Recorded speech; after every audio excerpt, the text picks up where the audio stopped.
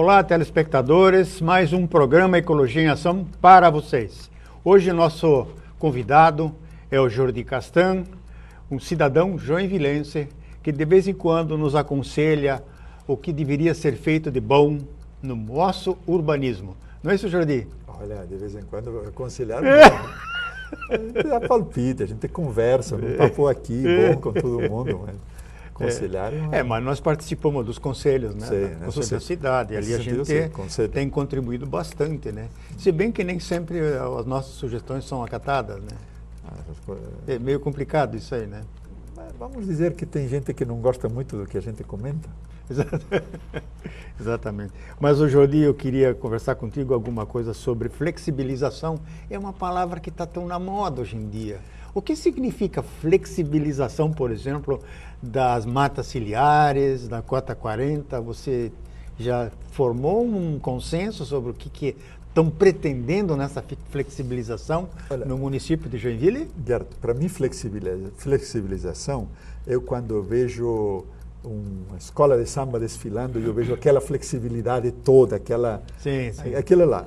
O problema é que na política, flexibilização quer dizer outras coisas. Né? Na política, flexibilização quer dizer fazer as leis menos severas. E isso eu não acho que seja bom, não é bom para a cidade. Nós temos nesse momento, por exemplo, em Joinville, uma discussão que não está muito aberta, não está muito conhecida, mas que é clara, sobre a flexibilização do uso da cota 40. Tá? Foi um tema que nós já discutimos aqui, inclusive, uma posição forte, contrária nossa, que a cota 40 seja flexibilizada. A cota 40 está na lei orgânica do município, mas tem gente que tem terrenos na cota 40, acima da cota 40, e que quer que tenha uma flexibilização de uso. Então, tem gente dentro da prefeitura que entende que poderia ser usado o critério do Código Florestal. E no critério do Código Florestal, quando falamos de topo de morro, tem alguns critérios que poderiam permitir a ocupação com construções, inclusive, acima da cota 40. Eu acho que no caso de Joinville, a gente tem que estar muito atento a isso. O outro tema também de flexibilização é as margens do rio. Tá? Tem uma discussão na Fundema, no Condema, tem uma discussão onde esse assunto vai e volta. Condema é Conselho Municipal do Meio Ambiente. Do Meio Ambiente, tá? Onde esse assunto já foi discutido, já está em pauta, já teve ata sobre isso, e quando aparece a palavra flexibilização, não quer dizer que vai ficar mais rígido, se quer dizer que vai ficar menos rígido. Portanto, a tendência é ocupar mais as margens do rio. Ocupar as margens do rio quer dizer que vamos ter mais enchentes, mais vezes, mais altas. E ocupar acima da cota 40 também significa enchentes mais fortes por causa da erosão, da velocidade que a água tem quando desce aos morros do Boa Vista e do Iriú. Ou nos morrotes que a gente tem no América, temos no Atiradores, tem alguns morros também que devem ser preservados.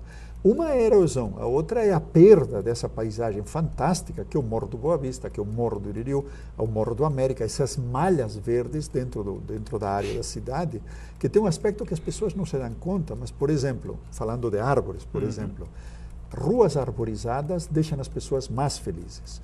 Ruas com mais árvores criam uma sensação melhor de bem-estar. Então, cidades com mais árvores, como nós temos hoje, a gente levanta os olhos e ainda pode ver o Morro do Boa Vista, o Morro do Iriú, são cidades melhores para morar, para viver, para nos dar uma melhor qualidade de vida, e a gente tem que lutar por isso, por essa manutenção do verde.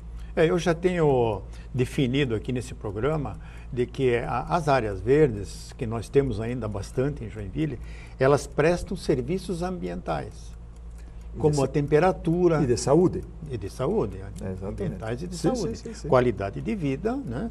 Você tem mais possibilidades de mais umidade. Agora, você veja, nós estamos passando quase 20 dias sem chuva, num calor no mês de abril, que devia ser 7 graus a menos do que nós estamos tendo. E agora, se nós tivéssemos os morros pelados em Joinville, nós teríamos talvez 12 graus a mais. Olha, Gerto, uma informação que acho que é importante compartilhar. Tá? A diferença entre a sombra da árvore e não ter sombra da árvore chega até 7 graus de temperatura. 7 graus é muito grau. Quer dizer, uma rua arborizada é 7 graus mais fresca mais agradável que uma rua sem árvores. E em Joinville nós estamos plantando, estamos cortando as poucas árvores que temos nas ruas e com isso ficando com uma cidade mais quente. E as plantadas estão sendo aneladas. Ainda tem isso? As plantadas, primeiro, que não são plantadas no tamanho correto, na especificação técnica adequada, com um DAP, diâmetro altura do peito insuficiente, e, por outro lado, aí nós temos esses roçadores de grama com nylon, ou aqueles que maldosamente matam a árvore porque cai a folha, faz sujeira. Essa é outra coisa. Exatamente. Essa é a nossa realidade. Mas então nós temos assim uma série de problemas que talvez através da lei de ordenamento territorial possa ser discutido isso na Câmara de Vereadores. Vamos dizer, a LOT, a Lei de Ordenamento Territorial, seria uma boa oportunidade para discutir o modelo de cidade.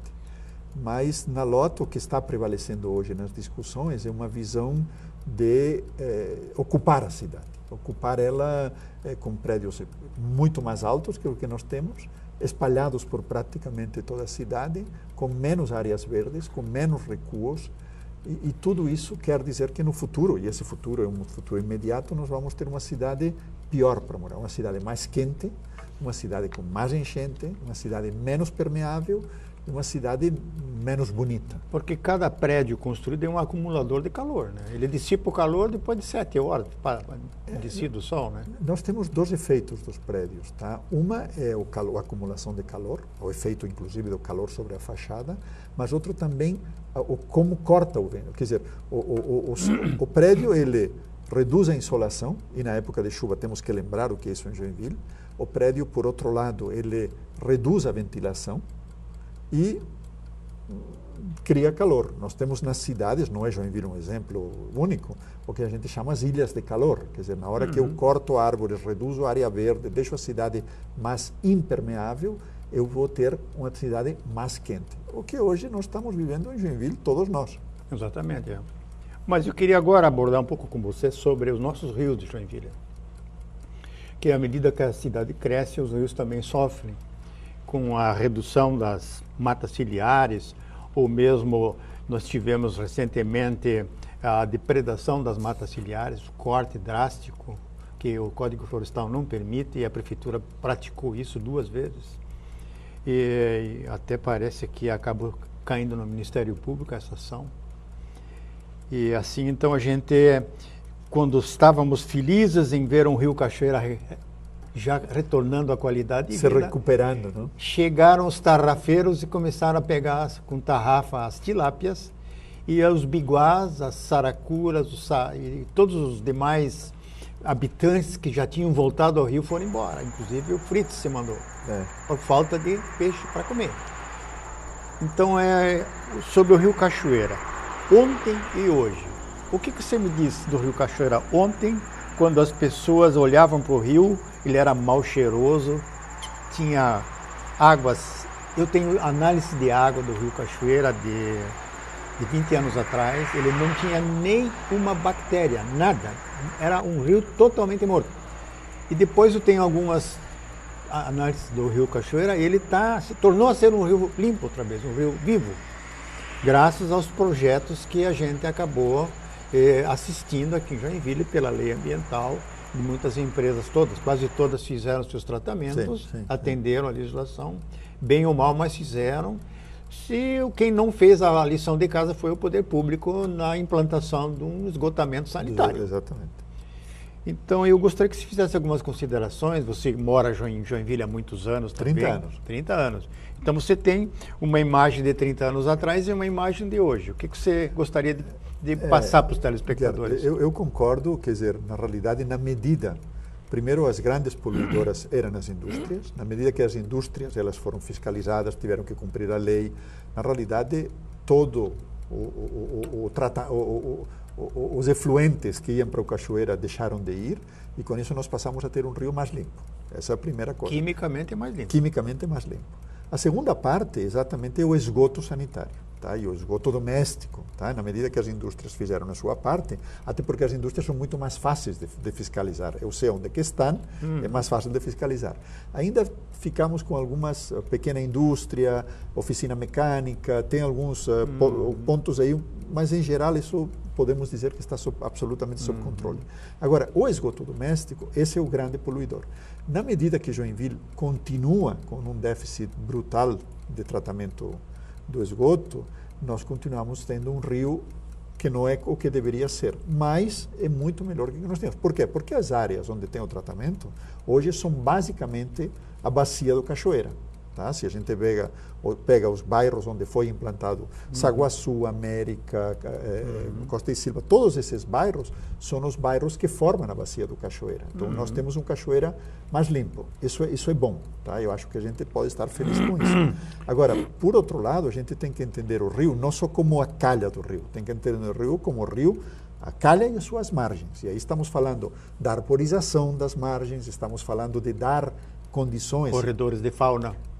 Corredores de avifauna, corredores de fauna, quer dizer, plantar árvores que deem frutas para os animais. Isso. Tem toda uma condição que tem que ser feita. Se eu olho Cachoeira hoje, tem uma margem arborizada, um pedaço, mas o grosso do Cachoeira não tem árvores. Tá? Então a gente deveria pensar na recuperação. Na parte, por exemplo, onde tem as figueiras, dá para ver como a vegetação embaixo das figueiras se recuperou muito melhor. Na medida que tenho sombra, tenho um subbosque, eu tenho um crescimento melhor. O resto do rio Cachoeira continua sem nada. Tem uma cerca viva de malvaviscos em volta, mas não tem arborização. Então, a margem do Cachoeira, as duas margens do Cachoeira, elas deveriam estar arborizadas. E arborizadas com árvores que tivessem volume, tá? Que tivessem copa, que servissem para servir de refúgio e de alimentação para os animais. Isso com certeza. Aí tu teria toda essa diversidade que a gente está falando. Teria mais peixe, teria mais biguá, teria mais saracura, teria mais frites, teria mais... Tudo isso que vem junto. Tartarugas, inclusive. Claro, sim. Agora, eu queria falar sobre o Rio Jaguarão, que também é um rio importante, né? E ele passou sobre pressões muito grandes, clientelistas, através de políticos que concederam licenças ambientais, fechando o rio, criando cotovelos dentro do rio. Isso até estou mostrando aí para os telespectadores que coisa horrível que os nossos políticos e os nossos administradores permitiram que se fizesse não só com o Jaguarão, e com todos os demais rios que foram estreitados, né? Mas eu vou continuar com esse tema no bloco seguinte, que o meu despertador aí já deu a chamada. Tá bom, então. Aguarde um instante que nós já retornamos com Jordi Castan.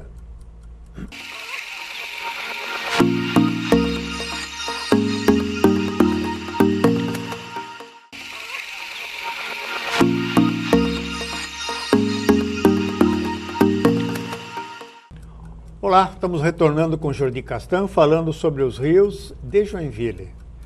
Como é que estão hoje os nossos rios, como eles eram, e a grande força que o povo de Joinville está fazendo para preservá-los. Não é aquele povo que constrói prédio, mas é aquele povo que quer qualidade de vida. Não é esse o objetivo da vida da gente na face da terra, qualidade de vida? Tentar deixar uma cidade melhor que recebemos. Exatamente, esse é o grande desafio. Acho que é o grande desafio. Uma cidade melhor, uma rua melhor, um estado melhor, um país melhor. Acho que esse é o grande desafio e cada um, você, eu, todos nós aqui temos que fazer. E qualidade de vida não se compra no supermercado, né? Não vende, eu não vi nas prateleiras, não. E saúde também não se compra na farmácia, né? Não. Na realidade, a saúde vem antes de ir para a farmácia. Então, os telespectadores sabem do que nós estamos tratando nesse programa. Esse programa sempre é do lado do cidadão, não é do lado do picareta, do cara que me anela as árvores nas praças que eu cuido. É um trabalho gratificante, mas também muito... É duro. Muito duro, né? Não dá para desistir. Os impactos que a gente sofre quando você planta uma árvore, cuida dela, e antes de plantar você já cuidou 3 anos daquela árvore, né? Então você vai e faz a cova, usa teu carro de passeio para esse serviço, bagageiro do cheio de terra. Faz parte. Faz parte. Então chega lá um jardineiro gambiarra e não sei qual é o prazer que tem uma pessoa dessa em detonar a casca da árvore. O problema, estava lendo hoje uma frase muito bonita, diz: o problema é que a incompetência não dói. Porque se a gente vê tudo o que está acontecendo, quando a gente vamos falar, pega aí, hoje nós estamos com Joinville com essa obra da drenagem do Rio Matias. Tá? A drenagem do Rio Matias é uma obra cara, uma obra que nós, munícipes, vamos pagar, tá? Como já pagamos, estamos pagando do Rio Morro Alto, e uma obra que está sendo feita que não precisaria ser feita. Está sendo feita porque houve a ocupação, alguém incompetente, entre aspas, autorizou a ocupação dos fundos do vale, autorizou a ocupação das margens dos rios, e com isso o rio, que tinha sua área de expansão, cada vez que tinha uma enchente saía. E o pior não é só a ocupação das margens, o pior é quando ocupa a metade do rio. Ou dentro do rio, dentro em cima do rio. É o caso daquela ponte estreitinha que nós temos em frente do tênis, que ela tem a metade da largura da ponte da rua na frente da Fábio Lepper. Na realidade, são essas coisas que não fazem sentido. No governo Freita, todas as pontes do Cachoeira foram alargadas. Todas elas. Tá? Menos aquela. Foi a única que faltou. É. Foi a única que faltou. Por quê? Porque tem um prédio lá que não permite o alargamento. E também na administração, na primeira administração do Freita, quando eles fizeram a Avenida Beira Rio, a JK, né? Não, JK não. Não, JK não. A Paulo Medeiros, né? Sim. Ela tem diversos nomes. Sim, muda o nome. E quando eles fizeram essa duplicidade da avenida, eles subiram com o grade da rua. Sim. E criou-se um dique. Então esse dique, quando ele não permite que a água do Rio Matias entre no Rio Cachoeira quando tem uma chuvarada forte, quando tem a precipitação muito alta. Então esse dique poderia ser derrubado com uma solução daquele prédio que está lá perto do tênis dentro do rio, ampliar-seria a largura da ponte, seria mais barato que essa obra de drenagem, né? Olha, Gert, o problema é quando a gente coloca, eu tenho a sorte por trabalho de viajar muito. Então, quando a gente coloca alguns exemplos de fora, tá? Paris, por exemplo, Paris é cortada pelo Sena, de fora a fora. O Rio Sena corta a cidade. Sim. E no Rio Sena, tu tem duas coisas. Tu tem uma série de ruas que estão abaixo do nível, estão mais baixas, no nível praticamente do rio, e tem a parte de ruas que estão mais em cima. Quando o rio vai cheio, aquelas ruas que são sujeitas a enchente não são usadas, mas o rio tem por onde crescer. Tá?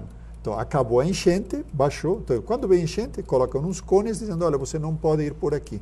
Então, o rio, ele mantém dois níveis. Um nível que é o rio normal, o nível normal do rio. Certo. E quando vem uma enchente, que também tem enchente no rio Sena, como tem no Danúbio e também tem no Reno, quando sobe isso daqui, aquelas ruas lá, que não estão mais altas, estão mais baixas, justamente para alargar a calha do rio, permitir que o rio possa crescer, sem criar os problemas que a gente vê aqui em São Paulo, muitas vezes em Joinville. Mas isso mais ou menos funciona em Joinville assim também, Sim. né? Eles colocam os cones, os ônibus não passam mais, o pessoal tem roteiros alternativos, né? E depois de 2, 3 horas a água voltou para o rio. Porque nós temos nossas enchentes de maré.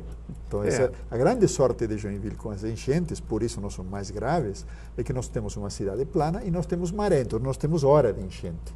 Na maré alta, com chuva, o rio não dá conta, e aí nós temos... Eu já peguei enchente de dia de sol na rua Itajaí. Ah, sim. Claro. É a maré de Cisija, né? Essa é a nossa Joinville. Agora, o Jordi, nós temos obras feitas assim alopradamente, intempestivamente, emocionalmente, como aquele ancoradouro do barco Jet Bus, ali perto do mercado municipal. Foi uma obra que custou quase R$200 mil, está abandonada, já foi toda quebrada. E, infelizmente, é dinheiro jogado fora. O que você acha que poderia ser feito, aproveitando daquele esqueleto que sobrou? Olha, minha criatividade não é tão boa. Para mim fica difícil imaginar o que a gente poderia fazer com aquilo lá. Não tinha pensado nisso. Mas eu acho que o que a gente tem é a reflexão sobre esse tipo de obras impostas, muitas vezes, e que não cumprem a função. Tem um dinheiro público lá, e quando é dinheiro público, dinheiro teu, dinheiro meu, dinheiro nosso aqui. Tem um dinheiro público aqui por um lado, e por outro lado, o que a gente vê é uma obra que não cumpre a função social para a qual foi prevista e foi planejada. Tá? Então, eu acho que esse é um exemplo bom, no sentido bom, do que não deve ser feito. Tá? Temos mais. Temos outros exemplos de obras que são feitas e depois, pouco tempo depois, são mudadas. Fluxos de rua, Coisas assim que tu vê que não teve planejamento, foi feito muitas vezes assodadamente perto de uma eleição ou para obter um resultado político. E gastar dinheiro do contribuinte não dói, né? É fácil de gastar, né? Olha aqui, eu estava vindo aqui para a televisão e eu estava vendo as luminárias na rua. Eu lembro que todas essas luminárias vermelhas foram colocadas na gestão Carlito, faz menos de 4 anos. Isso. Tá? Bom, estão sendo trocadas agora por umas novas, mais econômicas, mais modernas. Uma luminária que tem 4 anos, trocá-la, eu fico na dúvida. Quer dizer, ou foi mal gastado antes, ou está sendo mal gastado agora. Por quê? Porque é dinheiro do contribuinte, é dinheiro da COSIP. Então é dinheiro que não custa. Exatamente. Tá? Nós temos aqui mais 6 minutos de programa. E eu queria abordar um tema que geralmente não se abordou ainda em Joinville, que é o moinho de trigo. Uhum. O que a gente poderia pensar para essa construção fantástica que é o moinho do trigo para beneficiar o povo joinvilense? Olha, a primeira coisa que é urgente, emergencial, e eu não entendo ainda que o governo não tenha feito, é o tombamento do edifício. Certo. Tá? Porque se o edifício não é tombado, como hoje não está tombado, nada impede que amanhã seja derrubado. Tá? Então essa é a primeira coisa. Entender que aquilo lá, que é um marco histórico da cidade, é um referencial da cidade, que tem um potencial enorme para muitíssimas coisas, desde uma incubadora de empresas de tecnologia até uma incubadora de empresas criativas. É um edifício que tem muito potencial para ser usado, e aí o poder público tem o poder, justamente, de poder definir para onde vai e preservá-lo. Tá? Eu vou lembrar também que a Cidadela Antártica também não está tombada. Tá? Então eu me preocupo com alguns, a própria prefeitura antiga também não está tombada. Tá? Então, se nós queremos ter referenciais numa cidade em que destrói tudo, patrola tudo, passa trator por em cima de tudo, a primeira ação seria tombá-lo. Essa seria a primeira ação, porque é uma maneira de proteger um referencial da cidade. O segundo é o que pode ser feito lá. Tá? E aí nós temos que pensar na indústria criativa, na economia criativa, em alguma coisa que de fato movimente a economia. Tem uma ideia de converter isso num centro cultural. Nós não damos conta nem de administrar e de converter num centro cultural a Cidadela Antártica, que por início, por concepção, deveria ser aquilo muito lá, ruim, né? Um fervilhar de cultura, e não certo, é, tá? Porque a nossa prefeitura não consegue nem manter o básico. Mas eu acho que o moinho é uma bandeira daquelas, e eu gosto que você tenha levantado a bandeira, é uma bandeira que a gente tem que levantar. O moinho deveria ser um referencial, mas um moinho vivo, não um prédio abandonado, vai ficar 30 anos abandonado, vai começar a ter infiltração e aos poucos vai ficar só o valor imobiliário da terra nua. Isso me preocupa muito. Nós também temos ainda alguns temas para encerrar o programa. Parques, mirantes, caieiras, zoobotânicos. Em parques nós estamos com problema no Caieiras. Não tem mais aquela divulgação, visite o Caieiras, acabou. O parque está em muito mal estado. Ali foi gasto da Fundição Tupi R$800 mil no projeto, que foi, para mim, foi mal versado aquele dinheiro. Foi um projeto muito ruim. Lá tem um mirante que eu acho que já foi desmanchado. Sofreu vandalismo, não dá mais para subir. Então, ali é um centro de educação ambiental pela característica da restinga, do mangue. Sim. Tem um potencial enorme. Então, as escolas de Joinville que estão morando dentro da Bahia, elas teriam que dar essa referencial para as crianças. Diariamente devia estar cheio de crianças naquele parque. Seria um centro de estudos, com certeza. Ainda mais considerando agora que Joinville ela vai ser uma cidade de prédios, onde as crianças, os pequenos, vão ser criados dentro do concreto. Tu já pensou como é que vão ser essas crianças? Para mim vai ser tudo McDonald's redondinho, gordinho, brancos, cheio de vermes, não consegue andar, fica o dia inteiro na frente da televisão e não tem a chance de ir numa praça, de ir num parque, de ir numa gangorra. Que tristeza é essa para Joinville, para essas crianças? Nós não temos parques, nós não temos nem projetos de parques. Parques e áreas verdes não é uma prioridade da administração pública. Não é desta administração, não será da próxima, lamentavelmente. Então isso é ruim. Esse modelo de administração, nós teríamos que pensar inovando isso com o povo de Joinville para mostrar para o Brasil que nós podia fazer uma cidade diferente. Maringá é uma cidade diferente. Maringá é uma cidade mais moderna, foi planejada em outra época, tem ruas mais largas, é uma das cidades referência em arborização urbana. Maringá, nesse sentido, eu acho que é um sonho para nós. Tá? Mas enquanto nós estamos permitindo que os carros ocupem as calçadas, enquanto nós estamos permitindo que as árvores não sejam prioridade, enquanto para nós uma praça seja, um parque seja aquelas praças lá da cidade, que estão aqui do lado da televisão, nós o que temos é roçadores de mato, as árvores aqui na frente não cresceram em 4 anos. Não cresceram, quer dizer o quê? Que não foram bem plantadas, que não foram bem escolhidas, que o projeto não foi o projeto ideal. Eu tenho árvores na Praça Getúlio Vargas que eu plantei em 2012, elas estão com 7 metros de altura. O tanheiro vai que é um negócio. A árvore certa, no lugar certo, plantada plantei do jeito atrás certo. dos bancos, agora vem o pessoal lá todo, vai na sombra. Claro. Né? São 7 graus menos de calor. Exatamente. Lógico. Então é possível você plantar nativas, inclusive, nada de exótico. Tem árvores muito boas que dá para plantar. Eu tenho, por exemplo, casuarina, eu plantei diversas, já estão com 12 metros de altura. A casuarina cresce muito. Rápido, né? rápido. É. Exótica. E a exótica. Mas tinha casuarinas ali. Sim. Mas estamos mais uma vez no final do programa com o Jordi Castan. Quero agradecer muito a tua presença. É um prazer estar aqui. É muito agradável trocar ideias com você, porque você é um cidadão diferenciado. Tem sangue europeu nas veias, né? Eu tenho filho joinvilense. E eu espero contar com tua presença mais vezes no programa. Muito obrigado pela tua presença e telespectadores. Até o próximo programa Ecologia em Ação.